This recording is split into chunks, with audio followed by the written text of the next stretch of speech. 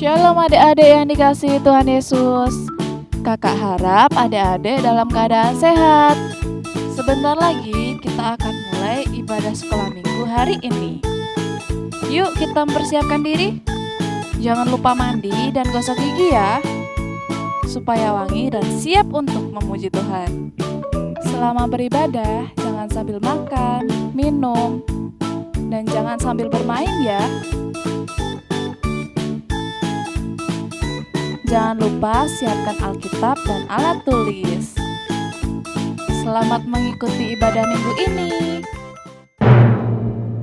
Tema kita minggu ini adalah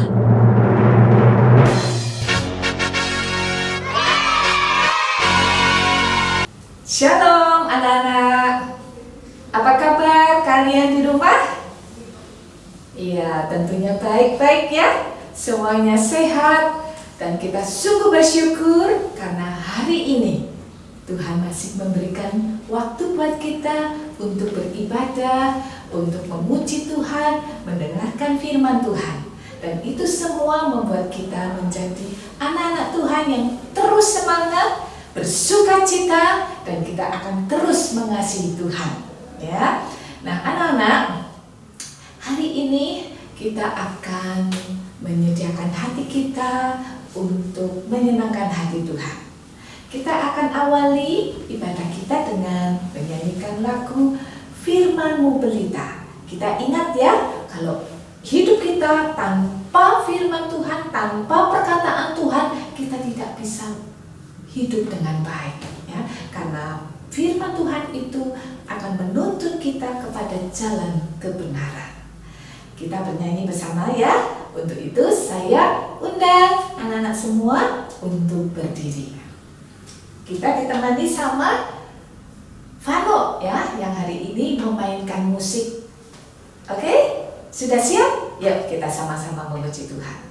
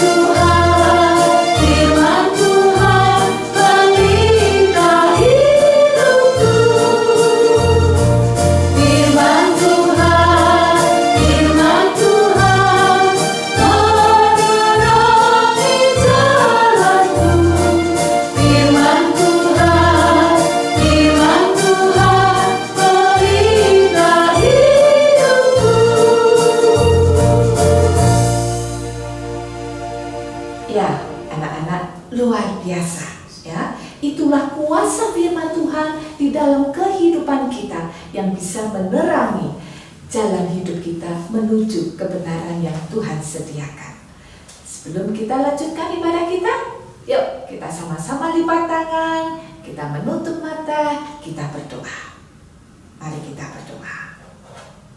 Tuhan Yesus yang baik, terima kasih untuk anugerah yang Tuhan berikan buat kami semua, sehingga kami boleh Tuhan perkenankan untuk mengikuti ibadah secara online. Terima kasih untuk perlindungan-Mu, karena kami boleh istirahat dengan baik. Terima kasih untuk penyertaan-Mu, sehingga kami boleh sekolah dan bermain dengan baik. Tuhan Yesus, kami mau ibadah online, kiranya Tuhan menyertai kami dan Tuhan menyucikan pikiran dan hati kami sehingga kami layak untuk memuji Tuhan, mendengarkan firman Tuhan dengan baik. Berkati ibadah ini dari awal, pertengahan hingga akhir. Terima kasih Tuhan Yesus, kami mau serahkan hati kami kepada kuasa-Mu. Di dalam nama Tuhan Yesus kami berdoa. Haleluya. Amin. Anak-anak, Apakah sampai saat ini kalian masih rajin untuk membuka Alkitab, kemudian membaca, dan itu dilakukan setiap hari? Siapa yuk? Iya, kalau kalian melakukan itu setiap hari, berkat Tuhan akan terus turun dalam hidup kita. Dan kita juga tidak boleh lupa harus selalu berdoa. Karena itu yang menguatkan iman kita dan kita akan lebih peka untuk mengasihi Tuhan. Nah, Tuhan ingin supaya kita semua melakukan buka Alkitab, membacanya, dan berdoa setiap hari. Kita lakukan setiap hari ya, kita komitmen ya, kita berjanji kepada Tuhan. Oleh karena itu, kita nyanyi bersama, baca kitab suci. Baca kitab suci, doa tiap hari, doa tiap hari, doa tiap hari. Baca kitab suci, doa tiap hari, kalau mau tumbuh, kalau mau tumbuh, kalau mau tumbuh. Baca kitab suci, doa tiap hari, kalau mau tumbuh. Sekali lagi ya. Baca kitab suci, doa tiap hari, doa tiap hari, doa tiap hari. Baca kitab suci, doa tiap hari, kalau mau tumbuh, kalau mau tumbuh, kalau mau tumbuh. Baca kitab suci, doa tiap hari, kalau mau tumbuh.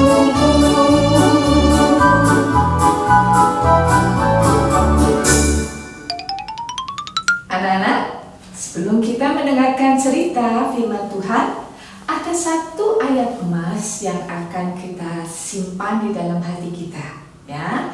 Oleh karena itu, persiapkan Alkitab kalian, buka ayat Amsal 3 ayat 11. Itu ayat emas kita hari ini, ya. Apa sudah ketemu semua? Amsal 3 ayat 11b. Yuk kita baca bersama-sama ya. Janganlah engkau bosan akan peringatannya. Yuk ulang lagi ya. Amsal 3 ayat 11b. Janganlah engkau bosan akan peringatannya. Nah, nya di sini siapa yang dimaksud? Nya saya atau bapak, ibu, mama, papa? Bukan, tetapi peringatan Tuhan. Siapa? Peringatan Tuhan, ya. Jadi kita tidak boleh jemu-jemu atau bosan diperingatkan oleh Tuhan, ya. Kita baca sekali lagi sambil kita tutup Alkitabnya, ya. Amsal 3 ayat 11b. Janganlah engkau bosan akan peringatannya. Kemudian sekarang nyanya kita ganti dengan kata Tuhan. Amsal 3 ayat 11b. Janganlah engkau bosan akan peringatan Tuhan. Oke. Sudah bisa ya? Sangat singkat ayatnya. Nanti kita akan baca ulang lagi dan diingat terus ya. Yuk kita akan menyanyikan sebuah lagu sebelum kita mendengarkan cerita. Firman Tuhan ku dengar.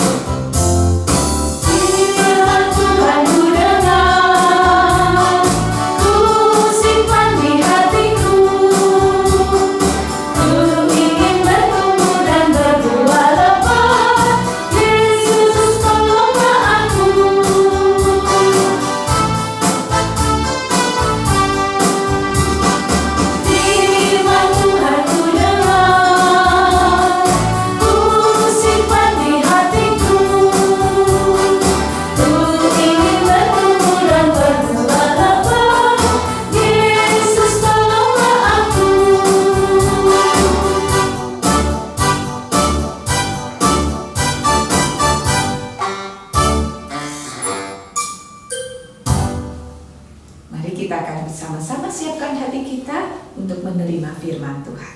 Kita berdoa. Tuhan Yesus yang baik, saatnya buat kami untuk mendengarkan firman-Mu. Kami tidak mungkin bisa mengerti tanpa pertolongan Roh-Mu yang kudus menguasai hati dan pikiran kami. Oleh karena itu, kami memohon padamu, kuasai hati pikiran kami dan juga pendengaran kami, agar kami sungguh-sungguh fokus terhadap firman Tuhan yang akan disampaikan oleh Bu Milka.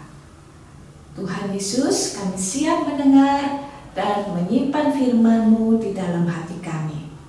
Di dalam nama Tuhan Yesus, kami memohon berkat-Mu dan memohon pertolongan-Mu. Haleluya. Amin. Hari sudah menjelang malam. Bintang-bintang mulai nampak di langit. Dari bait suci terdengar suara nafiri atau trompet perak berbunyi 3 kali berturut-turut. Suara nafiri itu terdengar di seluruh kota, mengingatkan orang-orang untuk makan Paskah. Ketika itu, Tuhan Yesus sedang berjalan bersama murid-muridnya, melewati jalan yang hampir gelap, menuju ke sebuah rumah di mana 2 murid Tuhan Yesus, yaitu Petrus dan Yohanes, sudah menunggu. Mereka akan makan Paskah di ruang atas. Murid-murid mengambil tempat duduk di sekeliling meja dan Tuhan Yesus duduk di ujung meja tersebut. Lalu Tuhan Yesus berkata, "Aku ingin sekali merayakan Paskah ini sebelum aku menderita, karena aku tidak akan makan lagi sampai kerajaan Allah tiba." Murid-murid Yesus diam karena terharu. Mereka tahu bahwa gurunya akan berpisah dengan mereka. Tetapi ada seorang yang tidak terharu. Dia sama sekali tidak menundukkan kepalanya seperti teman-temannya, karena pikirannya sedang melantur jauh. Jadi apa yang dibicarakan teman-temannya hampir tidak didengarnya. Kenapa, anak-anak? Karena di dalam pikirannya dia sedang merencanakan bagaimana dia akan menjual Tuhan Yesus gurunya itu kepada orang-orang yang tidak menyukai Tuhan Yesus. Teman-temannya tidak ada yang tahu apa yang dipikirkannya. Tetapi Tuhan Yesus mengetahui dengan jelas apa yang dipikirkan muridnya yang bernama Yudas yang jahat itu.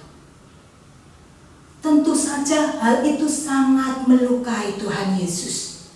Ya, seperti panah-panah yang amat tajam menembus hati Tuhan Yesus. Lalu dengan suara amat sedih Tuhan Yesus berkata, "Sesungguhnya aku berkata bahwa seorang dari antara kamu akan mengkhianati aku." Hah? Murid-murid yang lain tercengang, anak-anak. Mengkhianati guru mereka yang sangat baik dan mengasihi mereka?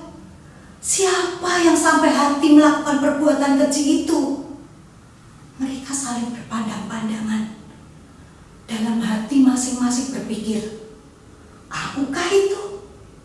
Sampai hatikah aku melakukan itu? Mungkinkah aku yang jadi jahat?" Lalu satu persatu murid itu memberanikan diri bertanya pada Tuhan, "Akukah itu, Tuhan?" Tetapi Tuhan Yesus tidak menjawab. Kebetulan Petrus melihat Yohanes duduk dekat Tuhan Yesus. Lalu dengan isyarat Petrus menyuruh Yohanes bertanya pada Tuhan. Lalu Yesus menjawab perlahan, "Dia yang aku beri roti sesudah aku mencelupkannya, dialah orang itu." Sesudah itu Yesus mengambil roti, mencelupkan ke kuah, lalu memberikan kepada Yudas. Lalu Yesus juga mengambil sepotong daging dan mencelupkan ke kuah. Yudas berpaling ke arah Tuhan Yesus tanpa takut, dan dengan berani Yudas bertanya, "Akukah itu Tuhan?" Yesus lalu memberikan daging itu dan dengan tenang menyaut, "Benar, kaulah Yudas." Tetapi tidak ada murid lain yang mendengar kecuali Yohanes. Yohanes sangat terkejut. Tapi Tuhan Yesus tidak marah. Dengan tenang Tuhan Yesus berkata, "Lekas lakukan rencanamu, Yudas." Murid lain mengira Yudas disuruh oleh Tuhan Yesus untuk memberi sedekah ke orang-orang miskin. Murid-murid yang lain melihat Yudas keluar. Lalu pintu ditutup rapat-rapat. Setelah Yudas pergi, Tuhan Yesus berkata, "Hai anak-anakku, hanya sebentar saja aku ada bersama kamu. Seperti yang sudah aku katakan, ke tempat aku akan pergi, tidak mungkin kamu datang. Aku memberi perintah baru, yaitu supaya kamu saling mengasihi, sama seperti aku sudah mengasihi kamu, supaya semua orang tahu kamu adalah muridku." Tetapi Petrus berkata, "Tuhan, kemanakah engkau pergi?" Jawab Yesus, "Engkau tidak dapat mengikuti aku sekarang, tapi kelak engkau akan mengikuti aku." Petrus berkata lagi, anak-anak, "Tuhan, mengapa aku tidak bisa mengikuti engkau sekarang? Aku rela memberikan nyawaku bagimu." Tuhan Yesus pun menjawab Petrus, "Nyawamu akan kau berikan bagiku? Sesungguhnya aku berkata kepadamu, sebelum ayam berkokok, engkau telah menyangkal aku 3 kali." Anak-anak, seringkali kalau kalian melakukan hal yang kurang baik dan ada yang memperingatkan atau menegur atau memberitahu kalian, kalian pasti merasa kurang nyaman, kurang senang, bukan? Tetapi sebenarnya peringatan itu untuk mencegah kalian untuk melakukan kesalahan. Tuhan Yesus memperingatkan Yudas dan Petrus karena Tuhan Yesus ingin supaya Yudas dan Petrus tidak mengulangi kesalahan mereka. Tuhan Yesus mengasihi Yudas dan Petrus, dan melalui peringatan itu Tuhan Yesus mengingatkan agar kita tidak tergoda seperti Yudas yang akan menjual Yesus, atau seperti Petrus yang menyangkal Tuhan Yesus sampai 3 kali.